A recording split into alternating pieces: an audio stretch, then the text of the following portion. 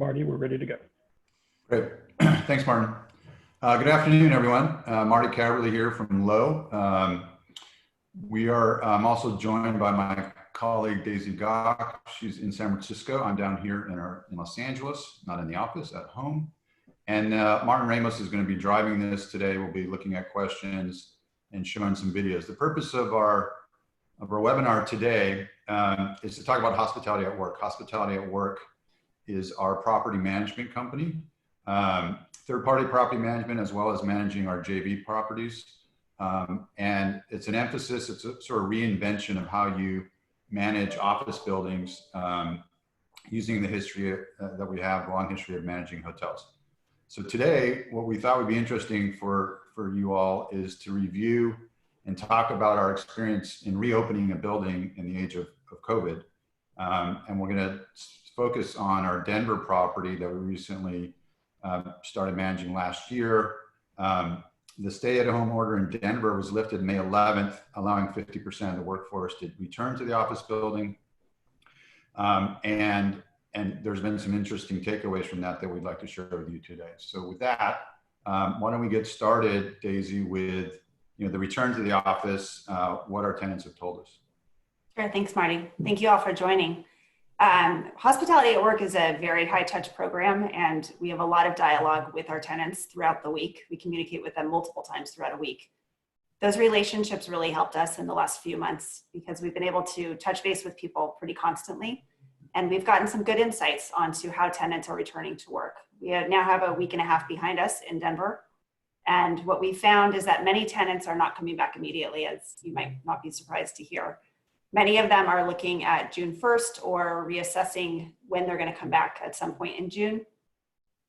The reasons they cite are, the risk of infection, obviously. They're still working on phasing or scheduling or a staggered comeback. Some are still working on getting fixtures and signage in place for their employees. And anecdotally, many tenants have said that they're going to be coming back in the near term for reasons for collaboration, not just for a normal schedule. So, Marty, do you want to talk a little about what we observed actually when tenants returned to Denver last week? Yeah, let me get some specifics here just so people have context. So, in the building we're referencing here, we had about 15 or 20% of the tenancy was deemed essential. So they were still coming in the building. So this building was not 100% shut down during the lockdown.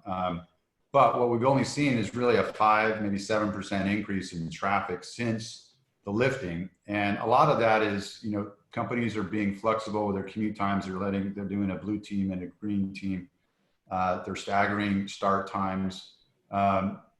We have observed most of the tenants are wearing masks, not everyone. And we put a lot of, as you've seen in the videos, a lot of signage around to remind people about social distancing, which, is just not natural for a lot of people. And so some of the lessons learned is it's really been not so much the digitization or tracking or all that stuff. It's sort of the soft approach, and it's been the over communication that we've done with our tenants, just to let them know what is happening, and really relying upon our team members to help them and their employees have a sense of security. And that's been our focus during this first couple of weeks of opening. Yeah, and I think many people don't think that partnering with tenants on recruiting or retention for their own employees is a core part of property management, but we consistently have seen that our tenants look to us to partner with them. And so in the last few weeks, we've installed the massive sanitizers and signs, all of these things that you're seeing on the screen now, and we can get into those in a little more detail in a moment. But really what our tenants are looking at us for is guidance on how to make their employees feel safe. And so we've sent them actual photos. We've sent them, memos describing what's there, but more importantly, really the photos. We've let people know what to look for when they come back so that they can see that the work has actually been done and we're prepared for them to come back. And that's giving them a little more comfort with the transition. So I know most real estate firms at this point have installed fixtures and signage. And as you can see on this video, we have a lot of it. One of our team members said it looks like Las Vegas in our buildings because of the massive signs and fixtures that we've installed recently. But just so you have a quick run through, we have signage designating specific doors for entering or exiting, directional arrows on the floor to provide circulation routes so that people don't pass too closely to each other. Elevator floor stickers showing people where to stand to be appropriately distanced.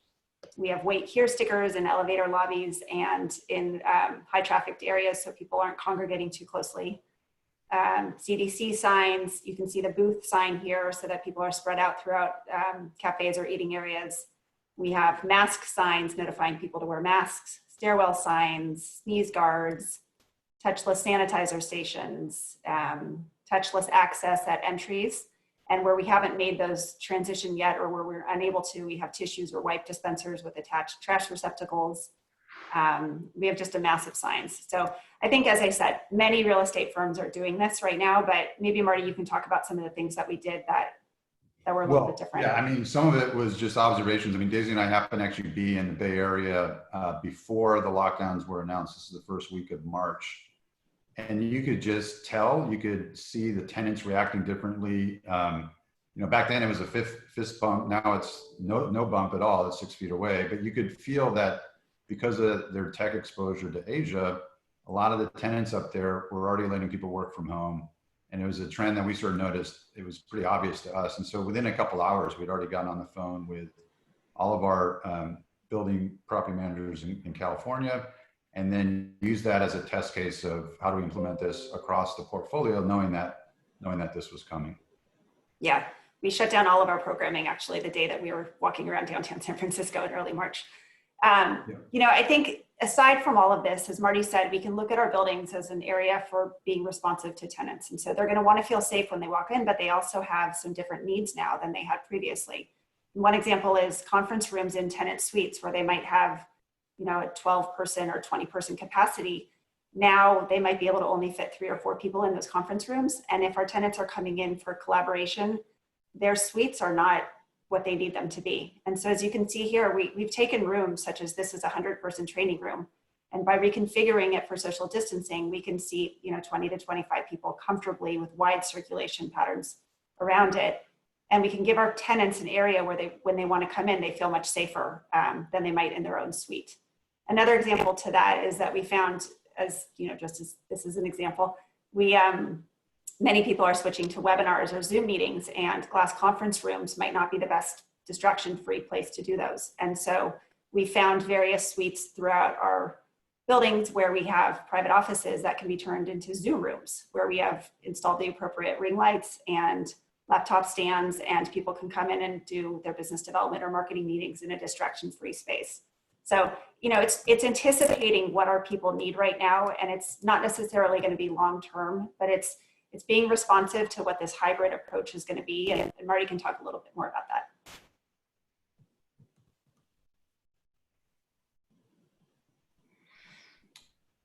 Yeah.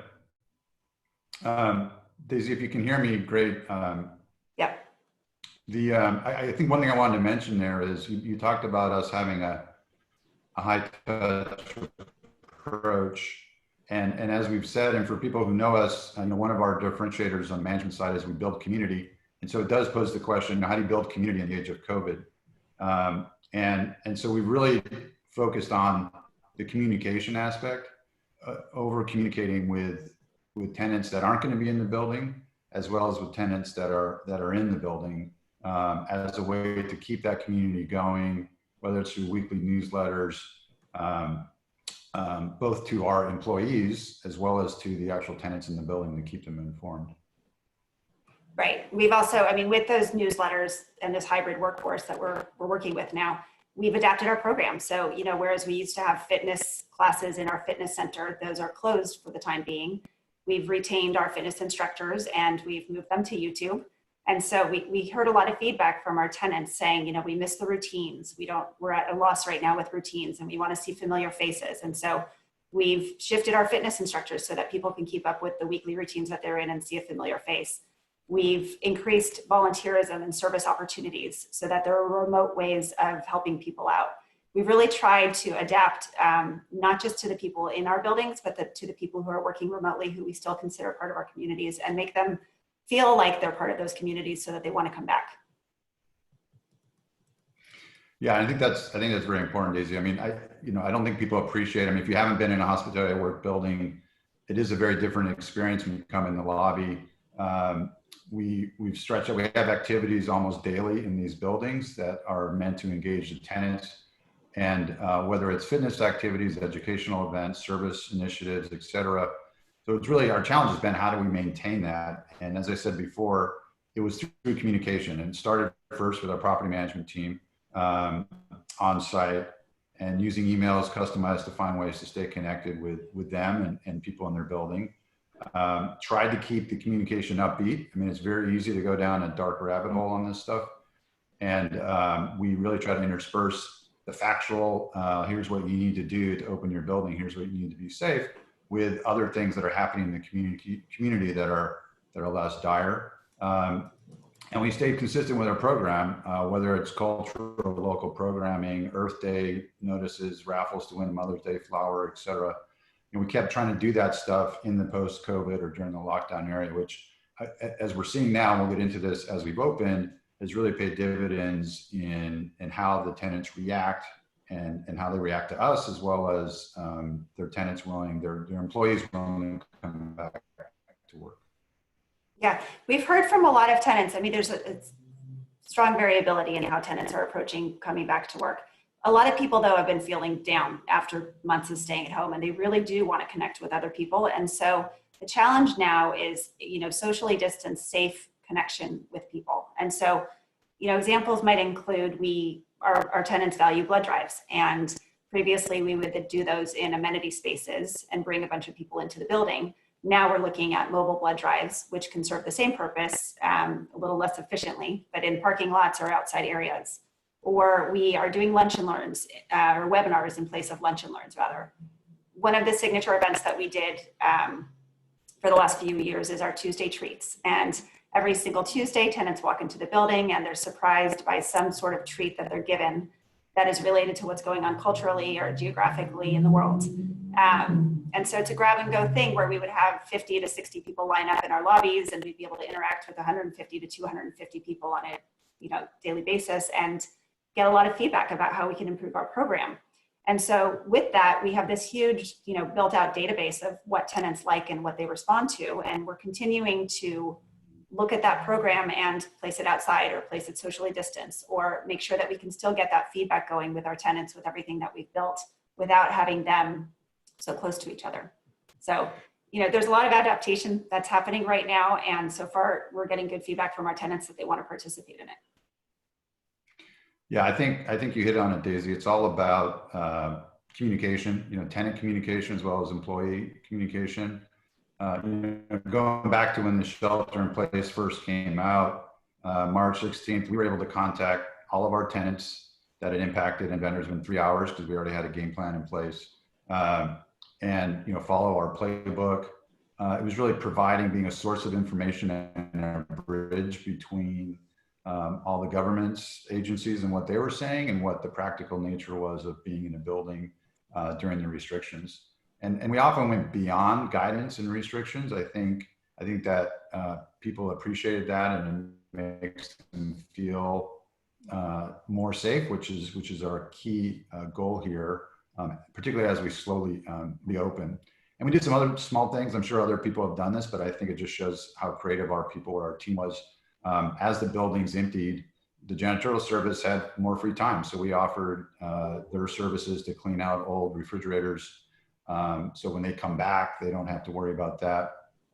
We did some package acceptance for some of our tenants in the interim, at least initially, while they were trying to sort out who goes in and gets the mail for their companies. There's just little stuff like that. It sounds like common sense and simple, but we have not observed that happening everywhere. And we think that this is going to be a differentiator for our tenants when there is some normalcy and they do have to come up for renewal. They're going to remember stuff like that. Yeah, another example of this, just kind of going above and beyond, is we realized pretty early on that there were going to be a lot of questions about exposures, and we were going to have exposures in our buildings. We talked to our clients, we talked to our tenants, we talked to some attorneys, and we figured out the game plan prior to having any exposures in our buildings. And we let our tenants know very clearly what would happen if there was an exposure or an actual COVID case.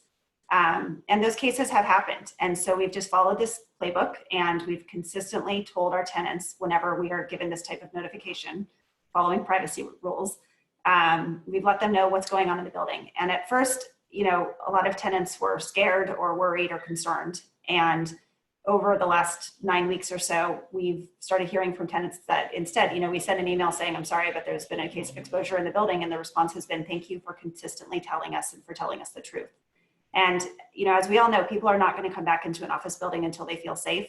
And if they feel that their property management team is not hiding the ball and is transparent with them, that's going to make the world of a difference. And we're hearing that from tenants now. So I think that was a situation where we took, a tough situation for tenants and turned it into something where we established a stronger relationship with them. So, and the other thing that I mentioned earlier really is showing tenants what we've done. And so rather than showing renderings or talking about what we plan to do, we really hustled to get everything in place for our buildings across, nationally, even though Denver's our only area that we've had open up so far. And by doing that, we have pictures of what's installed in all of our buildings, and we've sent those out to tenants so they can see their actual space and understand what they're walking into when they walk into it with hopefully a little bit more confidence. Yeah, that's great, Daisy. I mean, I think you sort of summed it up there. And so I think let me wrap it up here, and we'll move to a couple of questions I see. But one thing I just want to emphasize, I think the takeaways for me here are, working in partnership with our tenants. We kept in mind that the number of workers was shifting all the time as companies adjusted to this. And so you just do the right thing. You communicate with them and you share with them what their options are. And we think, longer term, clients are going to look for differentiators and property managers. It's because of times like this. And, our team really stepped up, and we have more work to go. I mean, we haven't opened yet in California. We'll see how that goes, but we basically have a lot of lessons learned in the Denver office that we can apply. Yeah, our bottom line really is to increase renewals so that both clients, the building owners, and tenants get a better outcome and a better environment. And installing signage and sanitizers is a good first step, but it really goes to partnering with tenants and making them feel safe and making them want to come back to the community that has been established. Yeah, great. All right, so Daisy, I got a couple of questions that popped up here. And thank you all for listening to that. I'm going to give you the first one. Have you installed touchless entry doors, and what about changes to air filtration systems? Sure. Touchless entry doors, in many places it's easy to put waveless technology into an ADA door opener. So we've done that in certain places. There are also low tech things that you can do to provide touchless doors, and we've provided those as we can. In places where we haven't yet done that, or we haven't been able to do that for some reason, we've installed tissues or wipes with trash receptacles so that people can easily open a door if they need to. We also, I should note that our people are wearing gloves and masks in our buildings, but we also have supplies of gloves and masks for tenants who need them. And if they want to come down, they can grab those from us to be able to navigate the building if necessary. With regard to changes in air filtration, Marty and I are not engineers, so I won't get into too much detail, but it revolves around changing the frequency of the filters when they're changed. In some cases, systems will afford for a stronger filter to be put in, flushing the building more often with outside air, and then sometimes increasing the actual air within a building. Right. Yeah, and there's a lot of debate out there in terms of what you need to do on the filtration, how you do it, what level micron you need to go down to. That's all sort of being debated. There's also, UV light programs being set up in some areas. So that's all TBD. We're focused on what we can implement now immediately as buildings open and still make our people feel safe. Another question here, how will this situation potentially change the office environment? More remote work, ? More office space per worker? Will some of the changes we are seeing become permanent? Well, I'll take a stab at that one, Daisy. Yeah. I think my perspective, and this is putting my investment hat on in addition to the property management business, is this whole crisis is accelerating changes we've already seen in the office market. Millennials were already starting to move the more suburban urban nodes. This is not to say they're moving out to the suburban campuses that were built in the middle of nowhere in the 70s and 80s. These are more suburban urban nodes. They're just outside the city where they can probably get a better school and get a house with a tiny yard versus living in an apartment. So that was already happening before. So I think you will see some businesses migrate to more suburban urban, but we're not calling it the death of the office. It's still the most efficient way for companies to have their people come together and work. And while certainly you'll see some headlines of companies never going back to the office, not everyone can operate efficiently from their kitchen table. And there is a lot of people who want camaraderie. They want to work with their teammates. And the office is the most efficient way to do that. So we're not calling, we think there will be some on the margin changes, certainly inside the space, even if there is a vaccine, because there will be a threat of a future one. I do think this densification that's occurred in the last 10, 15 years probably stops here and reverses. And now you're going to see in the immediate future for sure, and it probably becomes a longer term trend. And what's interesting from that, from an investing standpoint, if you do the math on that, densification has taken away, or added, I should say, about 10% vacancy to the entire US office market. So if you undensify, for lack of a better term, another 5 to 10% goes away without any increase in demand. So I think, in an interesting way, office could be flipped here. It could become a contrarian play for people. I don't think it goes away outside of some of these headlines that are sort of immediate knee-jerk reactions. And clearly our job as managers is to make people feel comfortable when they're in that space. Let's see, what else? We have another question here about elevator capacity. What do I think about the future? Yeah, go ahead. With elevator capacity right now, it really depends upon the size of the elevator. We have certain elevators that can stand to have 4 people in them at a time, and certain elevators that can only have 2 people in them at a time. We've opened up additional elevators as necessary, or we've opened up the stairwells for non-emergency use. Tenants can use one stairwell to go one way up and another stairwell to go another way down. Many of our tenants in our Denver buildings, for example, already are they use the stairwells quite a bit. And so for them, especially those on the lower floors, they've been utilizing those more often so that people on the higher floors can use the elevators. I think this is something that we're going to navigate more in the coming months as more and more people come back to the office. But as Marty noted, having a week and a half to go so far in Denver, we've only seen about a 5% increase in occupancy. And so starting in June, this is going to have to be addressed more. Yeah, and I think, people will adjust and there'll be solutions. I got a question here on hospitality related costs passed through pre-COVID and post-COVID. It's a good question, but I think there might be a misconception in sort of our services. Hospitality award doesn't cost you anymore as a building owner. Typically what we do is we go through your existing budget and we will pull out somebody who we think is somewhat redundant. Maybe it's a double security guard who's checking IDs, and we'll replace that with somebody who's been trained, or we'll train that person to be more hospitality-like, and we'll send them through our training program. So it doesn't increase the costs. And all the events that we do, typically what we've done is we take your existing budget that you have for the ice cream social and some other thing in the summer or at Christmas for the decorations, and we spread it out. We just get more creative with it. So it's not really a cost function pre or post COVID for our service. We talked about elevators. I think that was most of the questions. There's a question about COVID, additional COVID related costs. Somebody's asking if additional costs related to COVID will be passed through to tenants.